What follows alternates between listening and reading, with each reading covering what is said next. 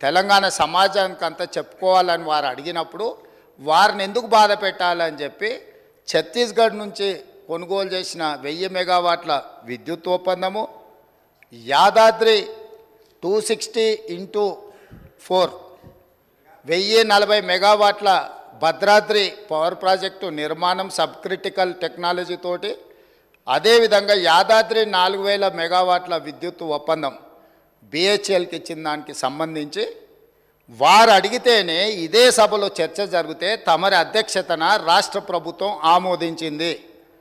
ఎప్పుడైతే మేము ఆమోదించి విచారణకు జ్యుడిషియల్ ఎంక్వైరీ కోసం చీఫ్ జస్టిస్ ఆఫ్ తెలంగాణకు లెటర్ రాస్తే సిట్టింగ్ జడ్జిలను కేటాయించలేం, రిటైర్డ్ జడ్జిలతో మీరు విచారణ చేసుకోండి అని కోర్టు నుంచి మాకు సమాచారం అందిన తర్వాత జస్టిస్ ఎల్ నరసింహారెడ్డి గారిని మేము నియమించినాం అధ్యక్ష. వారు విచారణ క్రొనలాజికల్గా చేసుకుంటూ సంబంధిత శాఖ మంత్రికి ఆనాడు, సంబంధిత ఆనాటి ముఖ్యమంత్రికి మీరందరూ కూడా మీరు నిజాయితీ పరులు సత్యహరిచంద్రులు అన్నారు కదా, కమిషన్ దగ్గరకు వచ్చి మీ వివరాలు ఇవ్వండి అని అడిగినారు అధ్యక్ష. అంటే ఒక కమిషన్ వేసిన తర్వాత కమిషన్ విచారణ చేసేటప్పుడు, కమిషన్ సమన్ చేసినప్పుడు బాధ్యత గల పౌరుడిగా ప్రజాప్రతినిధిగా అక్కడికి వెళ్ళి తమ వాదనను ఇక్కడ ఏదైతే వాదన వినిపించాలనుకున్నారో ఆ విచారణ కమిషన్ ముందర వెళ్ళి వీరు వాదనను వినిపించి ఉంటే నిజంగానే వాళ్ళ నిజాయితీ అంతా బయటకు వచ్చి ఉండేది కదా అధ్యక్ష. అక్కడికి వెళ్ళకుండా ఆ కమిషనే వద్దు, ఆ వ్యక్తే వద్దు, ఇవన్నీ వద్దని వాళ్ళే కోర్టుకు వెళ్ళిండ్రు. హైకోర్టు వాళ్ళ వాదనను తిరస్కరించింది. సుప్రీంకోర్టుకు వెళ్ళిండ్రు. సుప్రీంకోర్టు ఏమన్నది, విచారణ కొనసాగించాల్సిందే, విచారణని మీరు క్వాష్ చేయమని అడిగింది, అది కుదరదు, కాకపోతే మీకు అభ్యంతరం వల్ల ఆ కమిషన్ చైర్మన్గా వ్యవహరిస్తున్న వ్యక్తి పట్ల మీకు ఏమైనా అభ్యంతరాలు ఉంటే వ్యక్తిని మారుస్తున్నాము అని చెప్పి సుప్రీంకోర్టు మార్చడానికి ప్రభుత్వాన్ని కూడా అడిగింది, మీ ఆలోచన ఏందని. మాకేం ఆలోచన లేదు, ఏ వ్యక్తిని వేసినా సరే విచారణ జరగాలన్నదే ప్రభుత్వం ఆలోచన. ఖచ్చితంగా మా కోర్టు అడిగితే మేము మంచిది మారుస్తాము అని చెప్పి ఒప్పుకున్నాము. వారు కోరుకుంటున్నారు కాబట్టి ఈరోజు సాయంత్రానికల్లా ఎవరిని వేయాలో ఆ విచారణ కమిషన్కు కొత్త చైర్మన్ కూడా ఈరోజు సాయంత్రం నియమిస్తాం అధ్యక్ష. ఇక రెండవ పాయింట్, వాళ్ళేదో తెలంగాణకు విద్యుత్ వెలుగులు తెచ్చినట్టు, తద్వారా తెలంగాణ అంతా దగదగ మెరిసిపోతున్నట్టు ఇంకెంతకాలం ఊదరగొడతారు అధ్యక్ష. అధ్యక్ష, ఈ తెలంగాణ రాష్ట్రం ఉమ్మడి రాష్ట్రంలో హైదరాబాద్ నగరంలో పెట్టుబడులు తీసుకురావాలని, ఈ పెట్టుబడుల ద్వారా ఈ ఆనాటి ఉమ్మడి రాష్ట్రానికి ఆదాయం పెరగాలని చంద్రబాబు నాయుడు గారు ముఖ్యమంత్రిగా ఉన్నప్పుడు 24 గంటల విద్యుత్తు ఇవ్వాలి ఈ ప్రాంతంలో అని ఒక నిర్ణయం తీసుకున్నారు. డాక్టర్ వైఎస్ రాజశేఖర రెడ్డి గారు వచ్చిన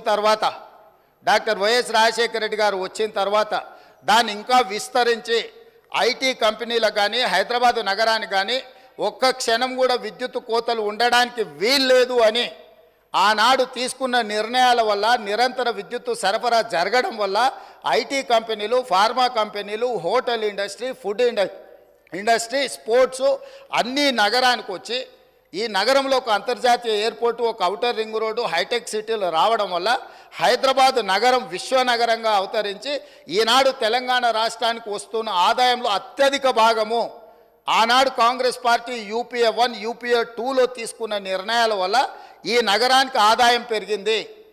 కానీ రాష్ట్ర విభజన జరిగినప్పుడు విభజన నియమావళి ప్రకారం ఆస్తులు, అప్పులు జనాభా దామాష ప్రకారం పంచుకోవడానికి చట్టంలో అవకాశం ఉంది అధ్యక్ష.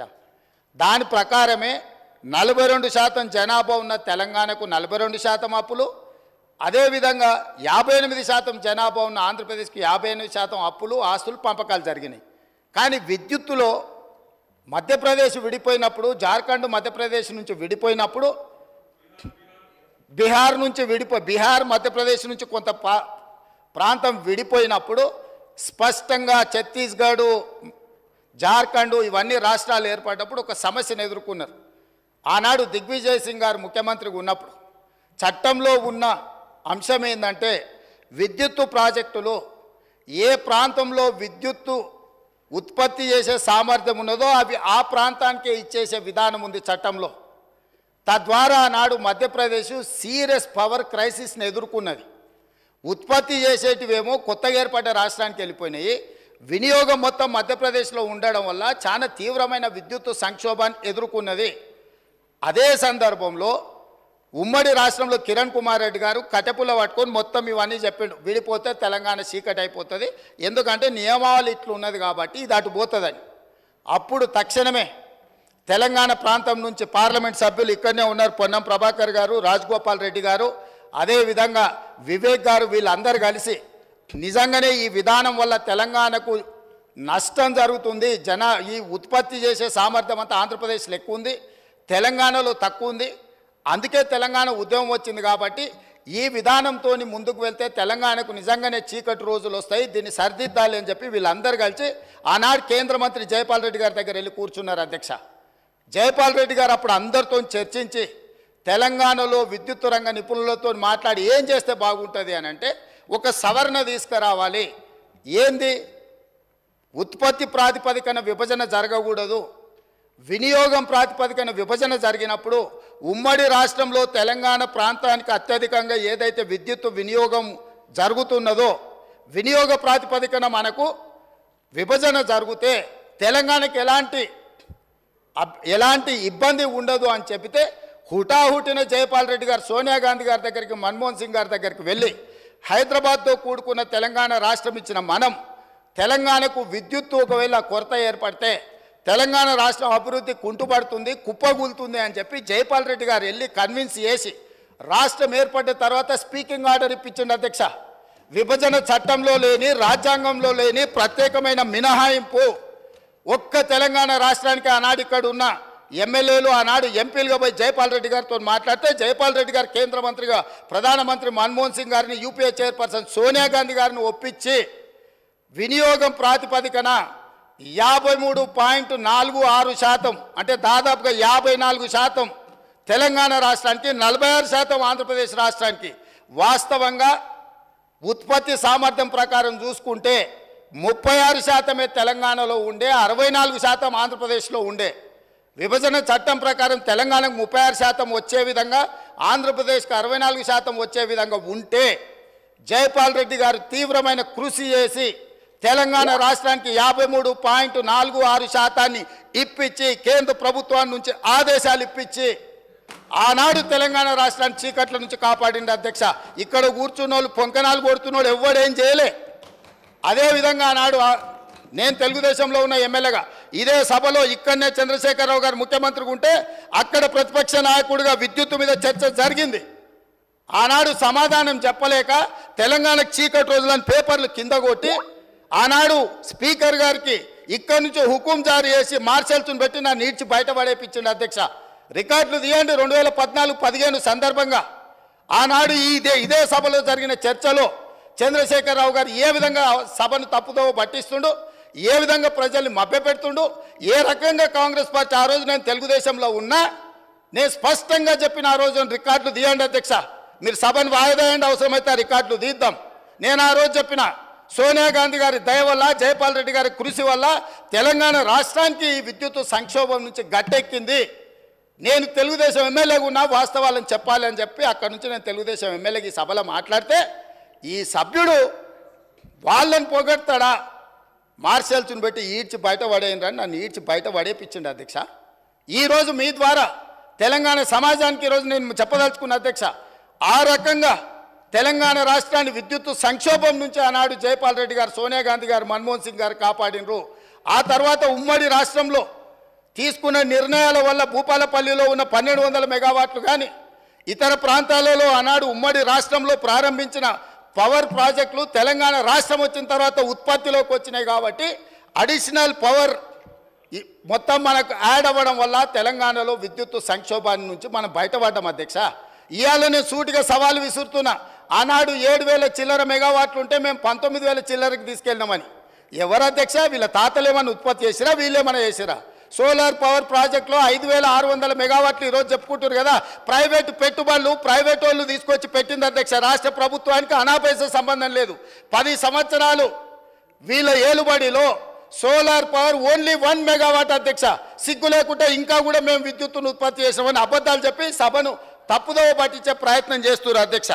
అదేవిధంగా అధ్యక్ష, ఇవాళ బిహెచ్ఎల్కు మేము నామినేషన్ బేస్ మీద ఇచ్చినాం. గవర్నమెంట్ టు గవర్నమెంట్ ఇస్తే కమిషన్లు వస్తాయా? ఇది పద్ధతేనా? మీరు ఎక్కడ గండి కొట్టిరు, ఎక్కడ బొక్కిండ్రు, ఎక్కడ మెక్కిండ్రు మాకు తెలియదు అనుకుంటున్నారు అధ్యక్ష. మేమేం చదువుకోకుండానే ఇక్కడికి వచ్చినాం అనుకుంటురా అధ్యక్ష? బిహెచ్ఎల్కు ఉన్న కెపాసిటీ, ఎలక్ట్రోమెకానికల్ ఎక్విప్మెంట్ ఉత్పత్తి చేసే సామర్థ్యమే ఉంది.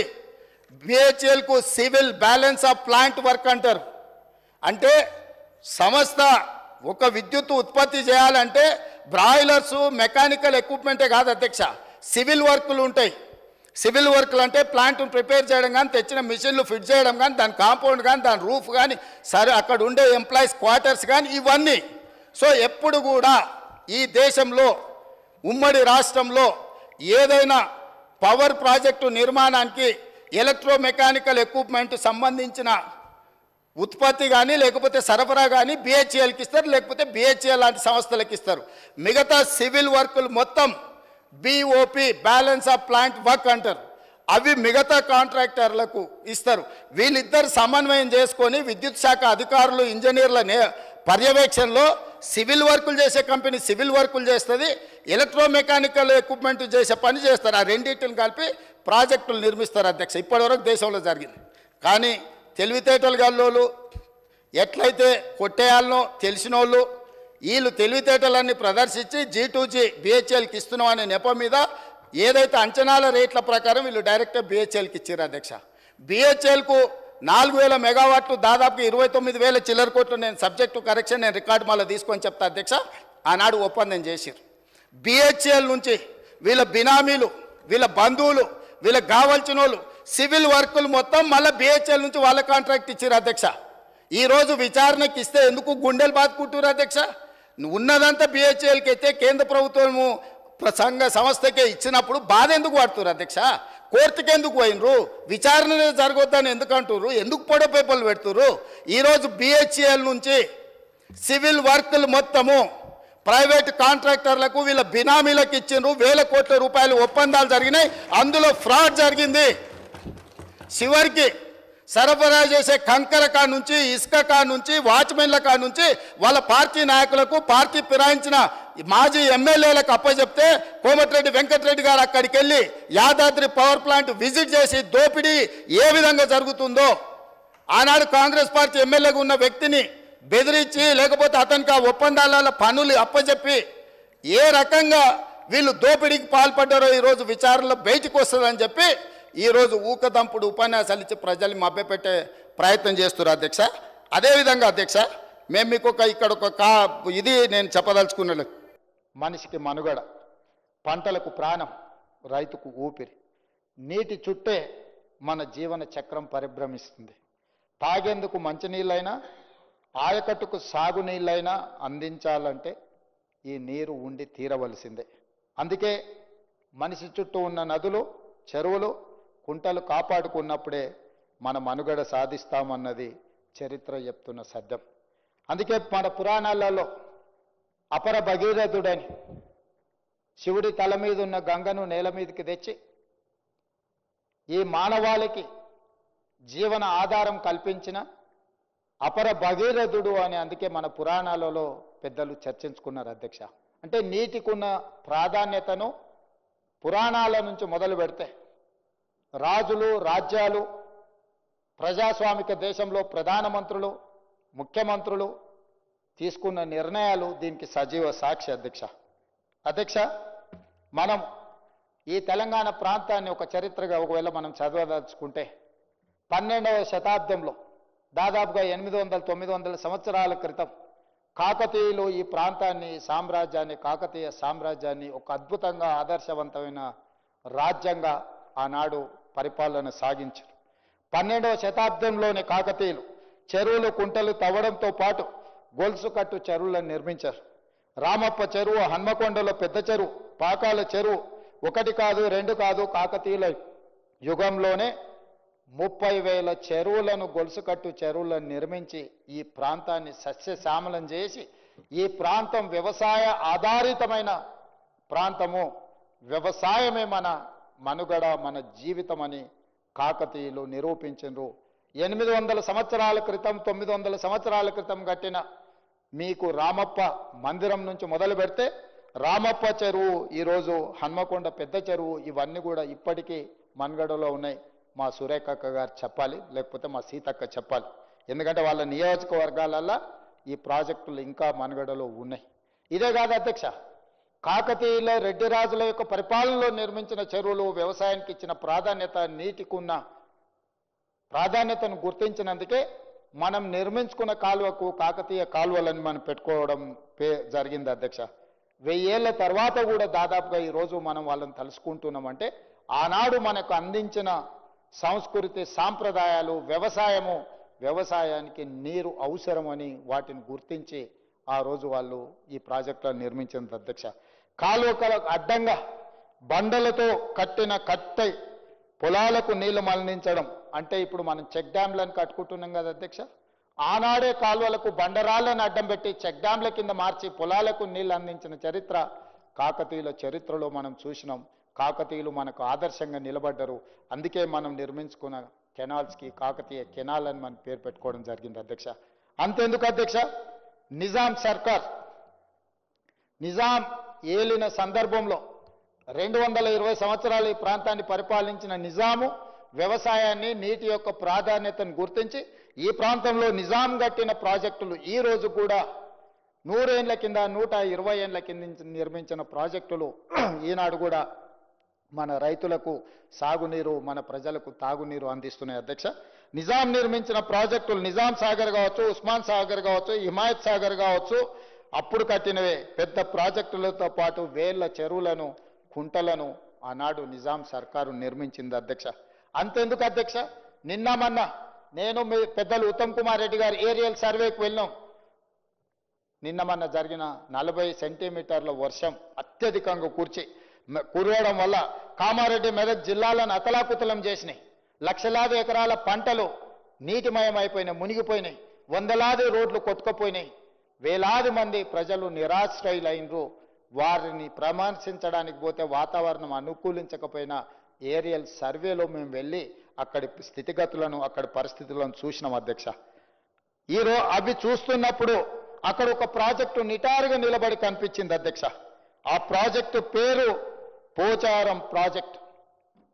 103 సంవత్సరాల క్రితము 26 లక్షల రూపాయలతో నిర్మించిన పోచారం ప్రాజెక్టు తెగిపోతుందేమో అని నిండి ప్రాజెక్టు మీద నుంచి నీళ్లు ఎల్లబారినా ఆ ప్రాజెక్టు ఈ కాలమాన పరిస్థితులకు నిలబడి దాని కింద ఉన్న 14 గ్రామాలు, వేలాది మంది ప్రజలను కాపాడడానికి 103 సంవత్సరాల క్రితం నిజాం నిర్మించిన పోచారం ప్రాజెక్టు ఇంకా బలంగా నిలబడ్డది అని అంటే నిర్మాణంలో ఆనాడు తీసుకున్న నిర్ణయాలు, నాణ్యత, వాటి నిర్మాణమే కాదు నిర్వహణ కూడా ఈరోజు చేపట్టడం వల్ల 103 సంవత్సరాల తర్వాత కూడా వేలాది మంది ప్రజల్ని కాపాడడానికి పోచారం ప్రాజెక్టు ఈరోజు మనకు తార్కణం అధ్యక్ష.